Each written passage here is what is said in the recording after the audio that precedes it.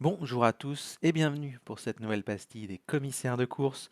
Aujourd'hui, comme vous en avez l'habitude et chaque lundi, on procède à un petit tour d'horizon de la semaine écoulée, histoire de rattraper le retard si vous n'avez pas pu forcément suivre tout ce qui s'est passé durant les 7 derniers jours. Donc j'ai choisi plutôt 5 points qui me paraissaient importants à aborder pour avoir en tête un récapitulatif complet donc de la semaine écoulée tout simplement. Donc parmi ceux-ci, j'ai choisi Chris Froome, le Tour d'Andalousie, le Tour d'Algarve, les invitations pour le Tour d'Espagne et Tobias Johansen. Donc on va commencer par Chris Froome avec une interrogation qui anime un petit peu la toile depuis quelques mois, voire quelques années. C'est tout simplement le niveau de Chris Froome qui est complètement cataclysmique, je trouve, qui ne va pas en s'améliorant au fur et à mesure des mois et des années. Et on se demande un petit peu quand est-ce que Chris Froome va s'arrêter. On sait qu'il a un contrat longue durée et où il est le seul à pouvoir en sortir ou à choisir d'en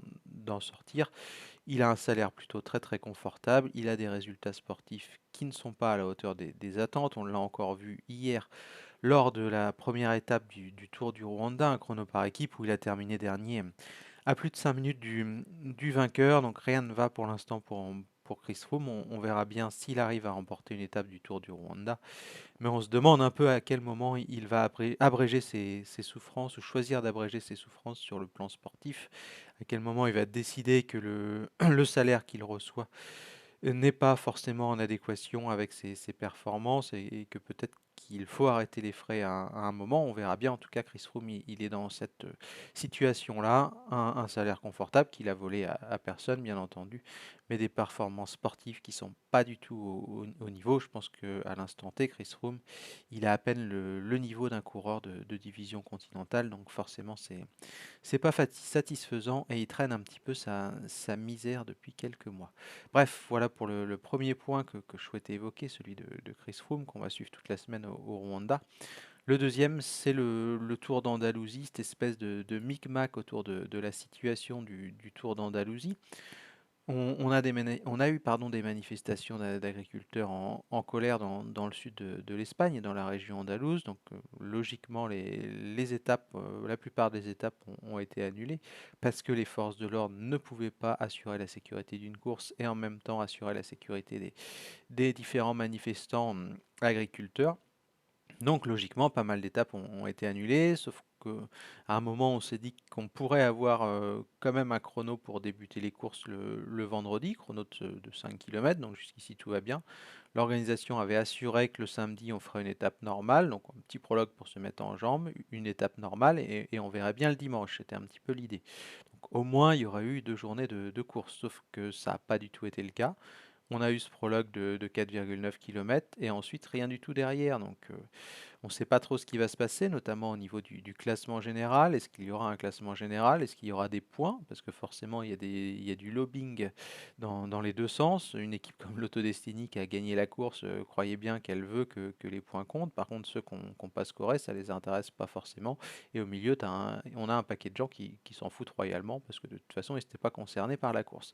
Mais voilà, il y a un imbroglio autour du Tour d'Andalousie, en tout cas du classement général, du fait qu'il comptera ou pas, du total de points UCI qui seront attribués pour la course. Donc on guettera tout ça. On espère une officialisation demain, parce que vous le savez, le mardi, c'est la mise à jour du classement UCI. C'est pas du tout certain qu'on ait des infos officielles à 100% mardi. On verra bien ce qu'il en est, mais voilà, en tout cas, un broglio autour du Tour d'Andalousie, classement général ou pas, étape ou pas, prologue ou pas, bref, pas mal de questions qui seront tranchées, j'imagine, dans les heures ou au pire dans les jours à venir. Le troisième point que j'ai souhaité soulever, c'est le Tour d'Algarve, parce que tout simplement pour moi c'était la plus belle épreuve depuis le début de la saison.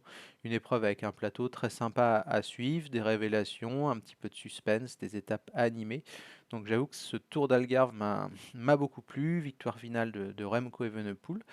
On a eu un Gerben Tischen très fort lors des sprints qui gagne 2 étapes. Un Daniel Martinez dominateur sur les étapes punchy, puisqu'il a gagné à Malao, mais aussi à l'Alto des Foya, Evenepoel qui domine, même surdomine le chrono et ce qui lui permet de construire sa victoire là-dessus. Donc voilà, une course intéressante, des profils variés, comme j'ai dit, un contre la montre, 2 étapes pour Puncher à Malao et à Foya, 2 sprints aussi, victoire de Tischen à chaque fois.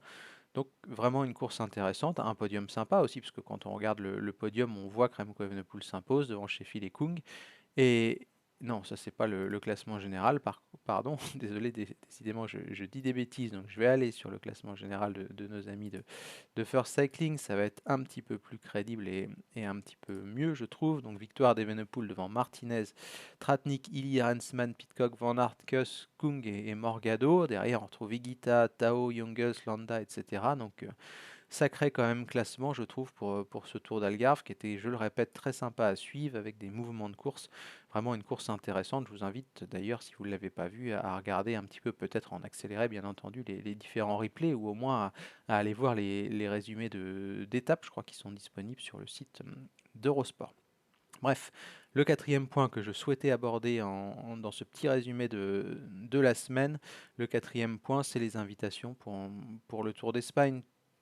Pas pour critiquer les choix de l'organisateur, parce que je trouve qu'ils sont logiques ou en tout cas compréhensibles. Parce qu'il n'y a pas forcément de logique, puisque les 4 équipes espagnoles Pro Team sont toutes les 4 plus ou moins au même niveau en fonction des saisons, etc., de la réussite ou non des différentes structures. Mais voilà, on ne peut pas trop critiquer le choix sur le plan sportif de Scatel et de Kern Pharma par rapport à Cararural et à Burgos.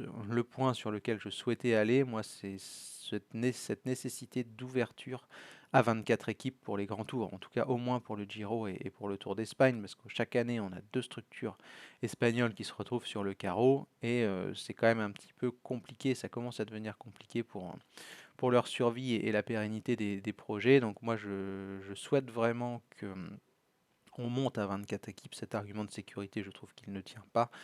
Et ça serait quand même une bonne chose que la Vuelta puisse inviter 24 formations, comme ça on aurait les 4 structures de Pro Team, Scatel, Kern Pharma, Burgos et Cara Rural, et on n'aurait pas sur le Giro, parce que là je me focalise sur le Tour d'Espagne, mais c'est la même chose sur le Tour d'Italie, une équipe comme Coratec qui fait quand même un bon Giro avec un effectif sur le papier quand même pas folichon, qui fait l'effort d'aller chercher un nouveau co-sponsor cette année, Vini Fantini, qui recrute Bonifacio, qui prend Sbaragli, bref, qui monte en gamme et qui se retrouve pas invité sur le Tour d'Italie. C'est quand même dommage. C'est dommage pas pour le cyclisme, j'ai envie de dire de manière générale, parce que clairement, ça n'encourage pas à faire des efforts. Et là, on peut rien reprocher à Coratec sur le plan sportif.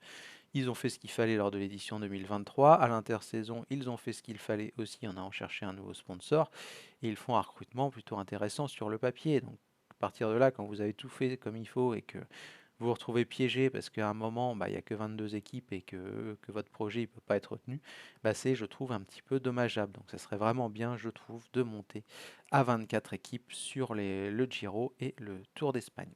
Le dernier point que j'ai retenu, c'est Tobias Johansen. Forcément, Tobias Johansen, le pauvre, il a marqué l'actualité, mais pas forcément de la manière la plus positive qui soit. Et c'est pas de sa faute du tout à Tobias Johansen. Il pensait avoir remporté la Classic VAR, il était le plus fort à l'arrivée, mais malheureusement, Tobias Johansen, il a cru que la ligne se situait 20 mètres avant l'emplacement réel. Donc Tobias Johansen, il s'est relevé et il s'est fait passer, j'en rigole, mais il s'est fait passer par Lenny Martinez, qui lui a bien vu la ligne d'arrivée et a sauté le Norvégien justement au moment de franchir la ligne. Et on voit sur les images que Tobias Johansen, il était quasiment sûr d'avoir course gagnée. Il se relève, il se dit c'est bon, c'est fait, et au final il se fait coiffer sur le poteau. Et le pauvre Tobias Johansen, ses déboires, ils ont continué tout au long du week-end, parce que malheureusement, alors qu'il était très bien placé pour remporter le Tour des Alpes-Maritimes, Tobias Johansen, il a chuté dans le final de la dernière étape de la course, et il se retrouve avec la clavicule fracturée. Donc vraiment pas de bol pour Johansen, week-end noir pour le Norvégien. Passé sur la ligne, il loupe une belle victoire au sommet du Mont Faron parce qu'il a mal géré sa fin de course. Derrière, il chute, il se fait la clavicule, donc vraiment pas de bol pour le coureur norvégien Tobias Johansen. On verra bien s'il devra passer par la case opération ou pas. Une OX a dit qu'elle communiquerait dans la semaine par rapport au processus de récupération, donc espérons que ça ne nécessite pas une opération et que la durée de l'absence ne soit pas trop longue, mais voilà, week-end noir, comme je le disais, pour Tobias Johansen. Bref, si je peux récapituler les points principaux donc de la semaine pour ceux qui auraient loupé un petit peu ce qui s'est passé. passé. Chris Froome toujours encore et toujours plus bas. L'imbroglio autour du Tour d'Andalousie et des points UCI. Les invitations pour le Tour d'Espagne et la nécessité, je trouve, de passer à 24 équipes. Le Tour d'Algarve, vraiment la course la plus sympa à suivre de la semaine avec un super plateau et un scénario très sympa.